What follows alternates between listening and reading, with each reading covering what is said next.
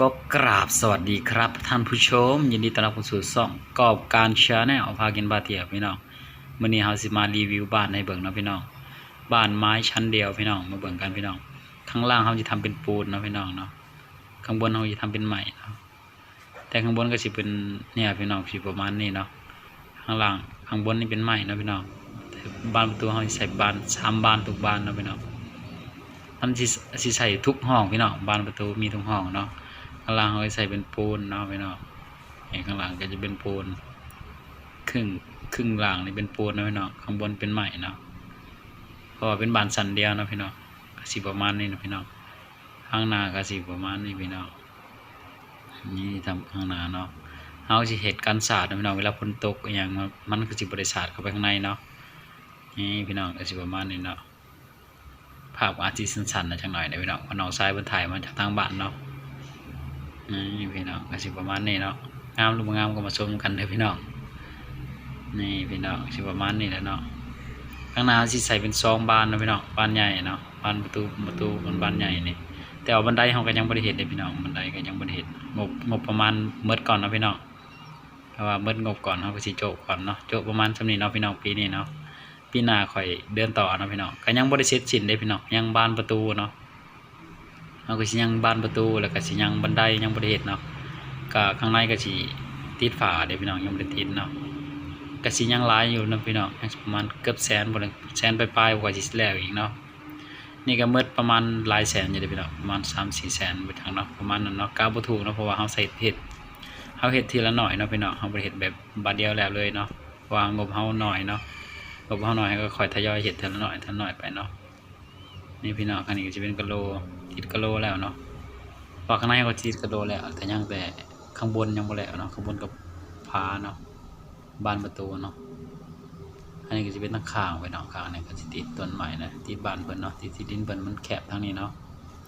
นี่พี่น้องข้างนี้ทางนี้ก็จะเป็น4 ห้องพี่น้องข้างนี้4 ห้องทั้งหมดเฮือนมัน8 ห้องเนาะพี่น้องความกว้างของมันก็9.50 เมตรเนาะยาวประมาณ12 เมตรเนี่ยก็ใส่เน้น3 บานหมดเฮาสิใส่ทุกห้องเนาะพี่น้องใส่บานประตูทุกห้องเลยเนาะนี่สิประมาณนี้เนาะพี่น้องแต่ว่าข้างล่างเฮาสิทาสีเป็นสียังโอ้โหมันสิเข้ากับสีใหม่เนาะสี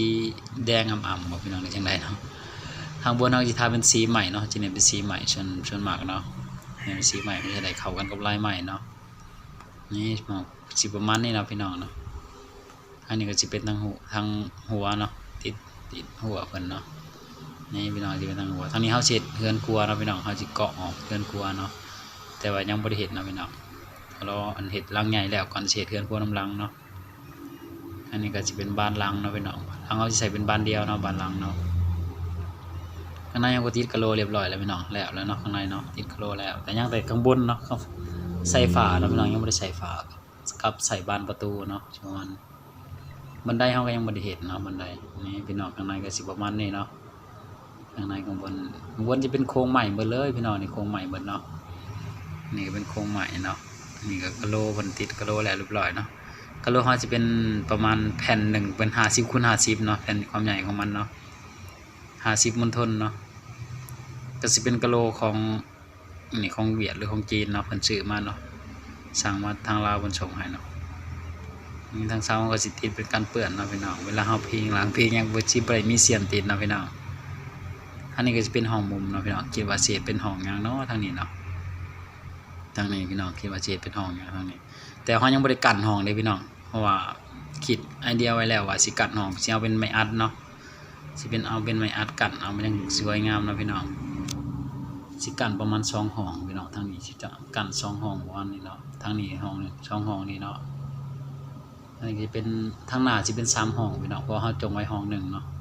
เพื่อน8 ห้องเนาะพี่น้องก็สิประมาณนี้เนาะนี่ทางหน้าเฮาก็ดียังบ่ได้ใส่บานประตูพี่น้องข้างบนเฮาก็ยังบ่ได้อัดหมดเนาะเพราะว่าเฮาสิใส่ฝาแล้วมันก็ชีวิตแล้วเนาะฝามันสิประมาณคือเนาะนี่ข้างหน้าเนาะพี่น้องข้างหน้าก็ยังบ่ได้แล้วคักเด้พี่น้องเพราะว่าเฮาสิเทเป็นบ่อนนั่งเนาะเฮาสิเป็นบ่อนนั่งข้างหน้าเนาะข้างหน้านี่เป็นหน้าบ้านสิเป็นบ่อนนั่งเนาะนี่ก็สิประมาณนี้เนาะพี่น้องข้างหน้าเนาะก็สิมีกันสาดเนาะเวลาฝนตกมามันก็สิบ่ได้สาดเข้ามาเนาะนี่พี่น้องข้างหน้าก็ติดเหล้าเพิ่นเนาะข้างหน้ากันติดเหล้าเข่าเพิ่นเนาะ ทั้งประเทศลาวเพิ่นสิมีแต่เหล้าขาวส่วนหลายเนาะ